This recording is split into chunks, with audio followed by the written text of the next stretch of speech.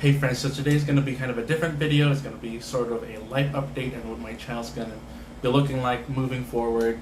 I wanted to do this video because I haven't been posting for the past, 3 months. I wanted to kind of explain why that is and some changes that I want to make with this channel.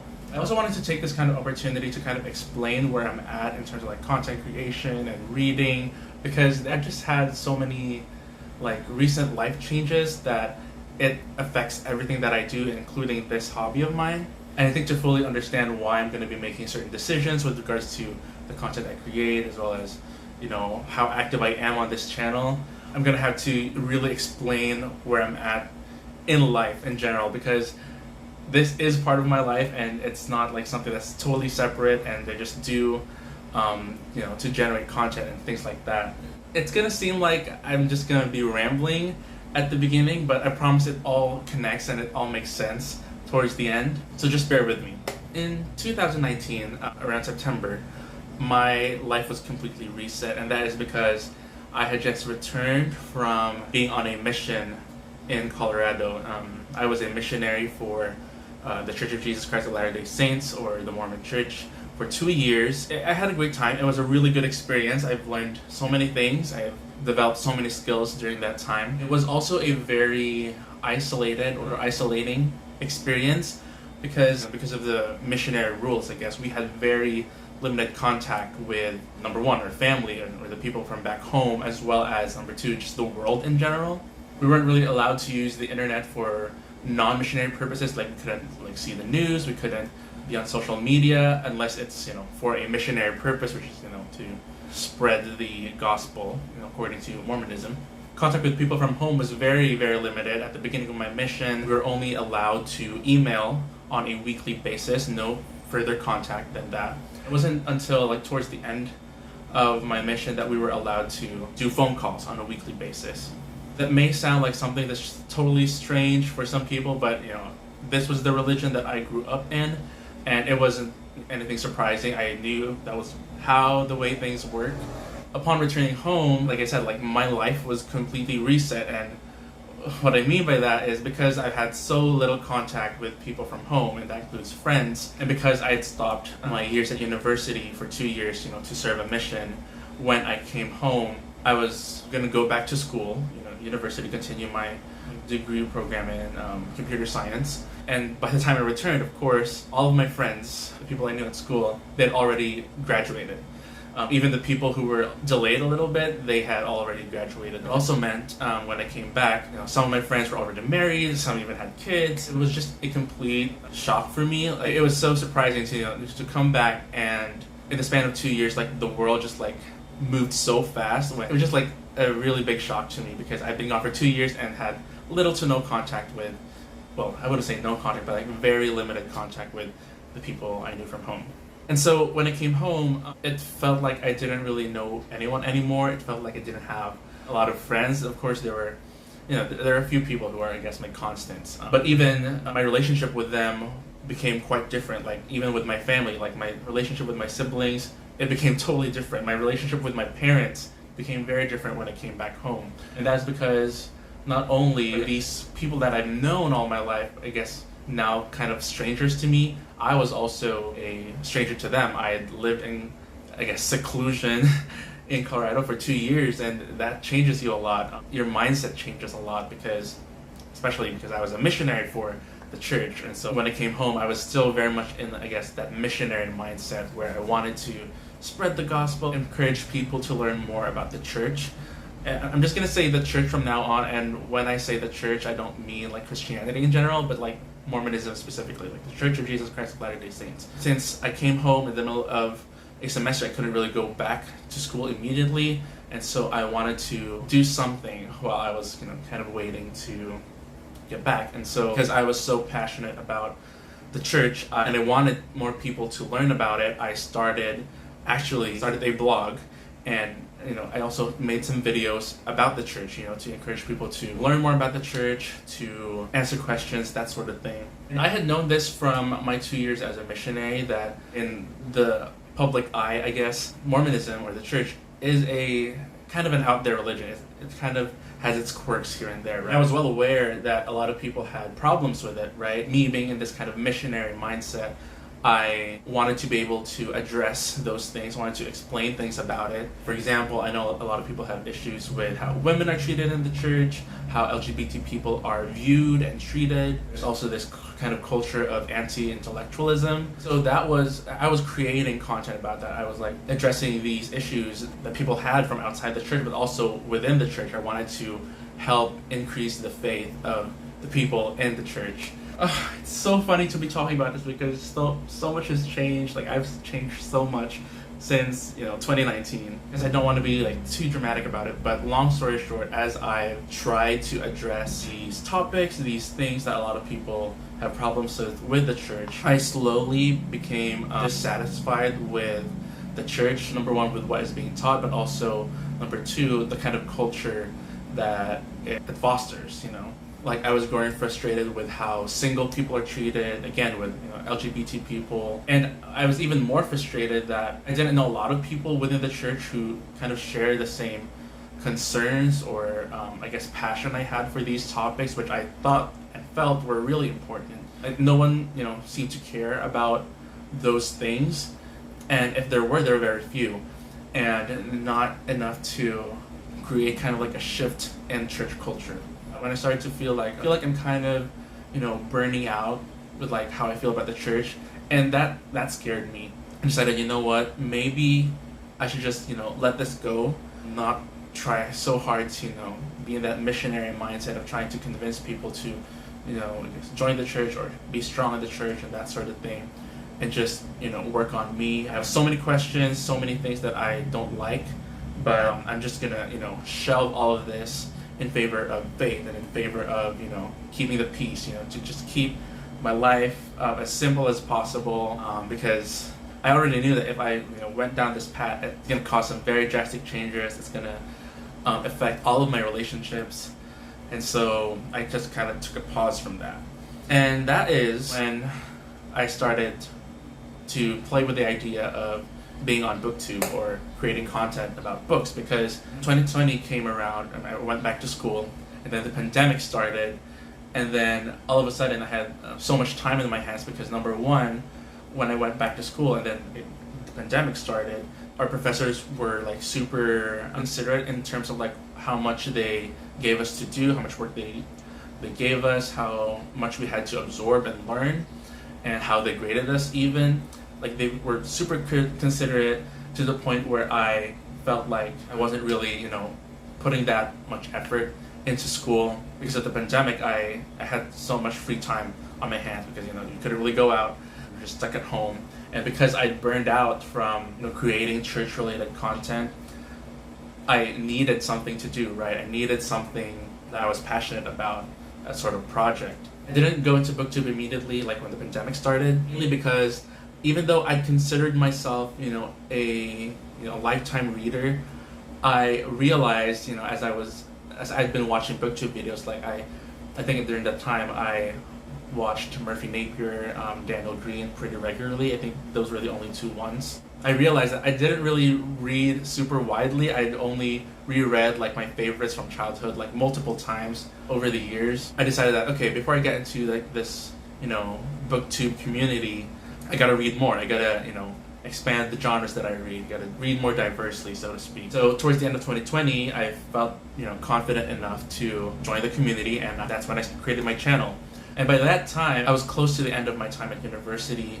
I only had really my thesis to work on, which wasn't really a thesis. It was more like I was maintaining a project that a certain, lab I was a part of had created like years before. I'm not going to bore you with the terminology, but I still had a lot of free time, even though I was in my final years at university.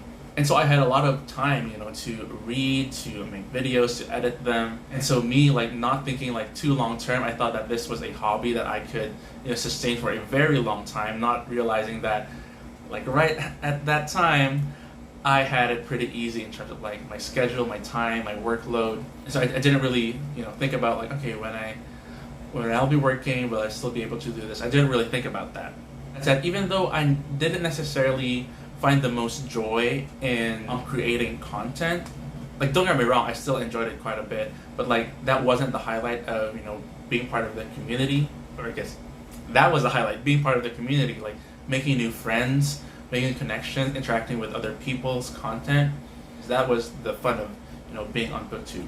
And I am like super grateful that I've had that, because like I said earlier, when I came back from my mission, I pretty much had no close friends. Like right now, like some of my closest friends are from the book community that I discovered through BookTube or BookTwitter. I'm super grateful to have like a new circle of friends that, you know, I could kind of keep up with now, because like I said, like a lot of my friends who I've known from before my mission, they graduated, they already have families, have, you know, jobs that keep them busy, and because we haven't been in, you know, contact for 2 years, our friendships kind of shifted to, you know, we're not like super close anymore, which is not necessarily a bad thing. It's just everything's different now, sort of a thing.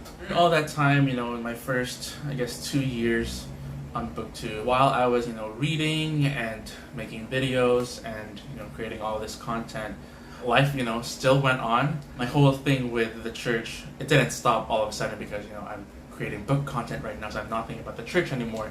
I still struggled with it a lot mentally, and all of that sort of came to a head towards the end of 2021 when I decided to come out as bi. I'd already known for a long time that I wasn't straight, but like I didn't really, you know, try to think too much about it, because, you know, that me recognizing that I was attracted to, you know, guys as well as girls presented a potential that, you know, could literally shatter or shake my faith, right? And so it's not something I recognized or like fully accepted in myself. Whenever I was attracted to guys, I just kept it, you know, in my mind and tried to, you know, shove it. When you grow up in a religion where being attracted to the same sex is kind of taboo, as well as you're not supposed to act on them, not just supposed to, you know, really talk about those feelings or whatever, I always kind of framed those feelings in such a way that I'm like, okay, this is just, you know, Satan tempting me, or this is just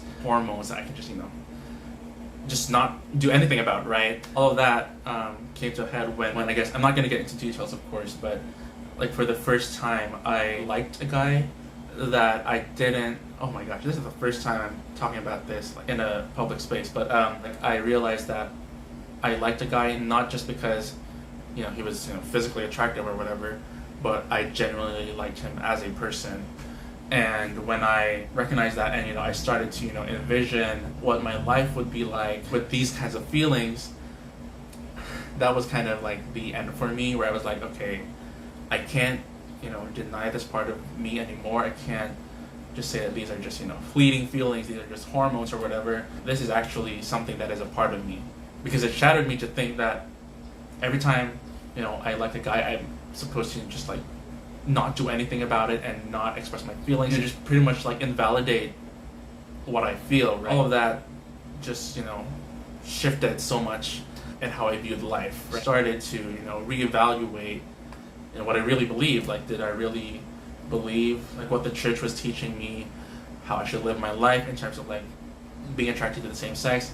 Did I really believe what the church taught in terms of like how God, I guess, deals with or judges, you know, gay people in the afterlife? Did I really believe, you know, all of these different things?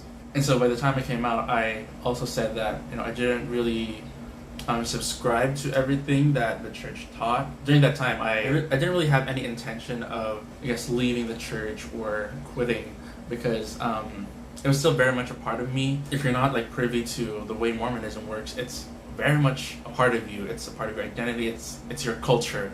It is very much a culture, because it seeps into every aspect of your life, like your daily life. Like, you wake up in the morning, you read your scriptures, and you have weekly, you know, you go to church. There's also Sunday school. During the week, there's also like seminary or institute classes. During the weekends, you get your recreation through church activities. Like, it is a part of your life. Like, even as a child, the books that I read were from the church. The songs that I knew were from the church.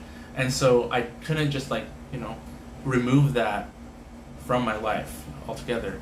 But last year, it came to a point where even being involved in the church, or even, well, long story short, I realized that I had developed like a lot of religious trauma, and it came to a point where every time I see something on social media that relates to the church, I felt physically sick. Like I got dizzy, I wanted to throw up, I just felt super sick.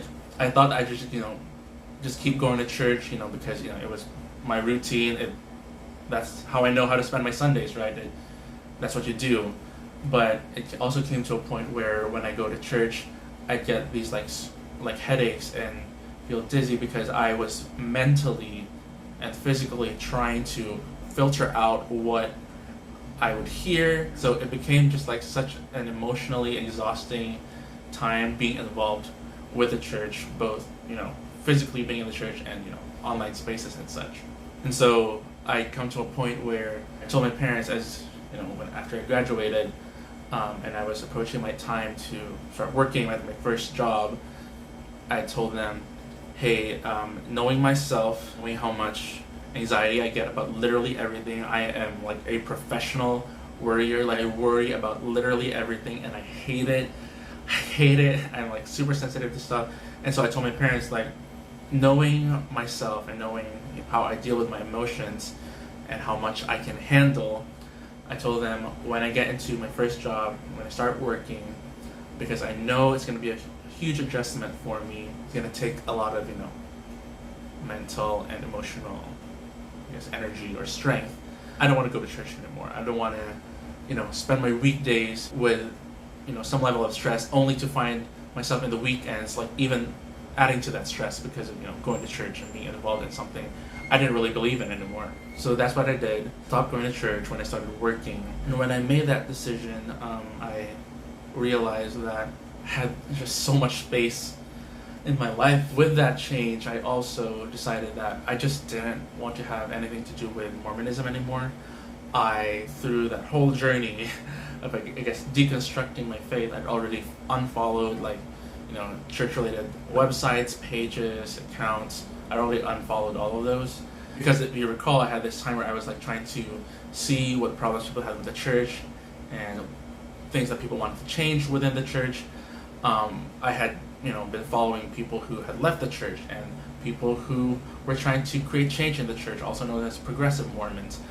And I decided I'm just so tired of all of this because it's taking so much of my energy and it's emotionally, mentally draining me.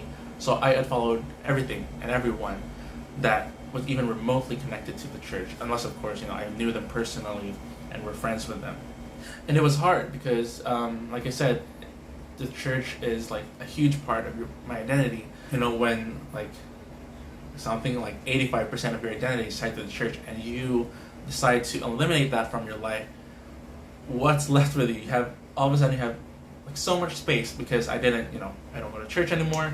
I don't read the Book of Mormon or the Bible anymore. I don't have to be thinking about all these standards and what I eat and how I dress and how I speak. I didn't have that in my mind anymore. I don't put so many filters about everything. All of a sudden I had so much space, like I was almost like a blank slate. Like my life was a blank slate. All of a sudden I had so much time and so much energy that needed to go somewhere. And I thought that much of the energy would go to creating bookish content and reading, right? But I just kind of got burnt out. It's not that I don't like reading anymore, because I still do. I still read pretty regularly, but it's more like I had and this is all my fault too, because I had pressured myself to read as much and to buy as many books as most of the people in this community. And that was becoming a problem because last year I only did like one video a month, and I only did like my monthly wrap up. And how I did my thumbnails last year was, it was a picture of me in the middle, and then behind me there's like the book covers. And in order to create like a full thumbnail, I put like 8 book covers, right? And so I was suddenly, subconsciously putting pressure on myself. Okay, you need to read 8 books. And I came to a point in October when it was like at the height of my transition at work. And because of that, I read less books. In October, I was like trying to, read 8 books before the month ended, and I didn't. And I said, okay, I'm just gonna finish 8 books whenever, and then make an 8-book wrap-up video or something like that. and I didn't because I was still burnt out. And then November came along, and I was like, okay, I'm not gonna do the wrap up anymore. I'm just gonna make my end of the year book tag video. And I even have it all scripted out, but I never did it because, again, I was super burnt out. And December came along, and okay, I'm gonna start doing my best books of 2022, and I never did that. And so now we're here in January. Let me backtrack to December, because at that time, I also realized that I wasn't being financially responsible when it comes to book buying, because I was pretty much buying books on a weekly basis, which isn't necessarily a bad thing, but like for me, because all of the books in our house are stored in my room, because I'm the only like real reader in my house, and our house is small, and so there's only so much space. I was buying so many like secondhand books because, oh my gosh, they're cheap, right? But what I didn't anticipate it was like, because I was buying so many cheap books, I was spending so much money on books that I haven't read, of course, even though I already have a crap ton of books that I haven't read yet. And so I decided, okay, this is a problem, this has got to stop. I need to read these books before I buy any more. So I went on a book buying ban. And then when I went on a book buying ban, I all of a sudden realized that book buying wasn't, bringing me as much joy as it used to. And then came the point where I was like, I've been doing things that don't bring me joy. For example, like going to church, and I've already eliminated that. And then buying books, and I've stopped that. And I started to think, what else am I doing or spending time on or spending money on that don't really bring me joy? At that time, I was like, okay, content creation doesn't really do it for me anymore. I didn't find joy in making tag videos. I didn't find joy in feeling the pressure to comment on everyone's videos, the videos of people that I support. Like, I just wanted to watch like my friends' videos. That's it. There were so many things that I felt pressured by, even though there was no one really pressuring me. I realized that like I had been putting so much pressure on myself on so many things. I was like, okay, I need to take a step back and reevaluate my entire life, because I've been filling my time with things that I thought were bringing me joy, but were really just time fillers. Like, I'm just like whiling my time away, like making videos, reading, and doing all this stuff. And so that's when I got into, if you guys are familiar with, and this is gonna sound like super cheesy and like super corny, but like this was the time that I got into Marie Kondo, which is like, she's like a tidying expert, and she like teaches people how to tidy up their space. And I kind of translated, well, I did that, but I also translated her principles to every aspect of my life, not just like my room, my clothes, the things that I own. I was like, okay, let me do kind of a detox, a life detox, right? And so I did that. So I put a pause in content creation, which is why you haven't seen me in a while. And I went through my clothes. I got rid of the clothes I didn't want or didn't need anymore. It didn't really, it didn't really fit. Same with my books. There were books that I thought that I was like, I'm gonna reread you soon. There's sentimental value here, but as soon as I got rid of them, I was like, oh my gosh, this was just taking up space, and I don't really think about that book that much. I also pared down my social media. There were some people that I followed on Facebook or on Twitter that I just followed, just because I knew them remotely, or we had similar interests. But I realized that I'm just gonna, clean this up, because I realized that just because you're unfriending someone online doesn't mean that you can't be friends in real life, right? Online and offline relationships are very different.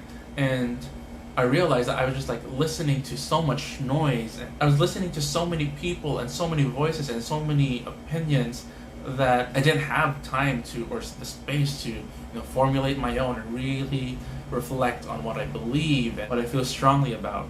And once I, kind of like started tidying up, I also, for the first time in my life, realized that I hadn't been taking care of myself for a very long time. I hadn't been taking care of myself the way I should have been.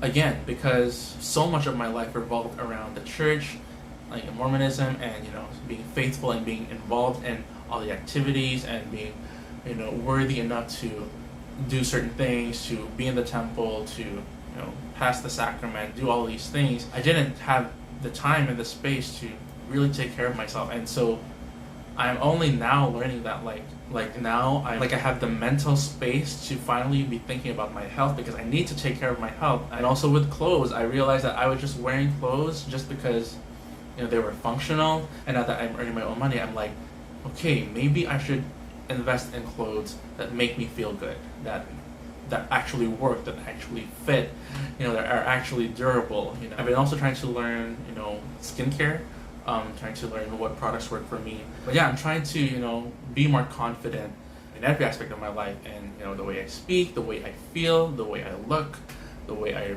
carry myself. And so when I'm trying to learn all of these new things, what space do I have to be creating content I don't even enjoy creating anymore? I guess that brings us to the point of where my channel is gonna go. There are two things that I am sure of. One is I want this channel to be a place where I document the things that bring me joy. And number two, the one thing I also know right now, books are one of those things. Like, books bring me joy, or not necessarily books, because I haven't bought a book in a while, but like reading. I know for a fact that reading brings me joy, so I want to document that, and that will come in the form of making bookish videos. But I also don't want to restrict myself creating content just for the sake of making bookish videos, right? So I guess this is kind of like your forewarning, I guess, that you may see a shift in the content that I create here. I'll try my best to be consistent with what I do here, like, so you can know what to expect, right? You know that sooner or later I'm going to make another bookish video. I'm not going to make a wrap up or a bookish recommendations video. But aside from that, I'm also not restricting myself and going to try to explore other things that bring me joy and share that with you, because I am passionate about other things. Like, for example, I love watching movies. I love following the Oscars and like seeing what gets nominated and watching those, and like trying to see who I would have voted for to win. I've also been getting more into like TV shows. I also, for the first time, have been getting into K-pop, but not necessarily K-pop in general, but like a specific group, Stray Kids, which I'm not going to talk about here, because if I do, this is going to be like a 3-day video. But maybe that will be something that I could be talking about in the future, like how I got into it and that sort of thing. The goal that I really want to have here for this channel from now on is, number one, not to put pressure on myself to create a specific kind of content and be consistent with uploading, because I don't want to just be uploading trash on the internet. And what I mean by that is, I don't want to be uploading things that I'm not like excited for, right? Like, for example, like tag videos, I'm not excited to upload those things because I just did those because I was tagged and that sort of thing. I want to be intentional with things I create, and I'm gonna try to be like, I will try to have some sort of consistency. I know I'm contradicting what I said earlier, but like, I at least want to have a video every month, and not for the sake of being consistent in uploads, but because I want to actively be looking for or thinking about what brings me joy during this month, and what do I want to document and share with you, because I think that would be kind of fun. Well, I know for a fact that I do intend to make a video next month of the best books that I read last year, because that does bring me joy, and I want to share my favorite books of last year. In March, I probably won't be uploading a bookish video because I am attending a Stray Kids concert, and maybe I'm gonna do a Stray Kids related video there. Maybe it'll be a vlog, maybe, I don't know, just something that I'm just gonna make something that I am excited about. And this has been a very long-winded video, and I don't really know what the point of this is and if you really needed to hear all that, but I just wanted to provide this sort of update on where I've been and why changes are coming to this channel. And I also wanted to take this opportunity to, because I've been noticing a lot of my fellow content creators are sort of getting burnt out, and I noticed as some of the people I watch, that like you can kind of tell when someone is just doing it because they want to be consistent in the uploads. And I want to, I guess, take this opportunity to say to my fellow content creators or my fellow readers, let go of the rules, let go of trying to please the algorithm. It really depends on you if that's something that brings you joy, but like, let go of trying to hit a goal or a reading goal, because no one's making those rules except you. Let go of trying to create a certain type of video because that gets more views. Let go of trying to make your thumbnail look a certain way because that will garner more views. Let go of trying to reach a subscriber count when the way you get that increase in subscribers isn't something that brings you joy. Let go of reading books you don't like, because it's been a huge thing in like my healing journey, and I am still in the process of healing, not just in my relationship with Mormonism and the church or religion in general, but also like the aftermath of coming out, because that has been really tough. I've lost so many friends after coming out, and that was expected. Not everyone responded the way I'd hoped they would, and I'm still healing from that. I'm letting go of people that I thought were my friends, or I thought that, you know, I could trust, or I thought, you know, cared about me genuinely. I'm letting go of those things. Letting go of things that hurt me, letting go of things that just weigh down on me. And I'm trying to find more things that, you know, bring me joy, that spark joy. And I want to celebrate those things. And I encourage everyone to do that too. Like, look for things that bring you joy and eliminate things that don't. I think that's a pretty good note to end this video on. So that is what's been going on. That's the life update. Unnecessary though it may be, because, you know, some of you just like want book recommendations and not my life story or whatever. But like, expect more intentional videos from now on. And I hope you continue to find joy and happiness in your life. And I'll see you in the next video.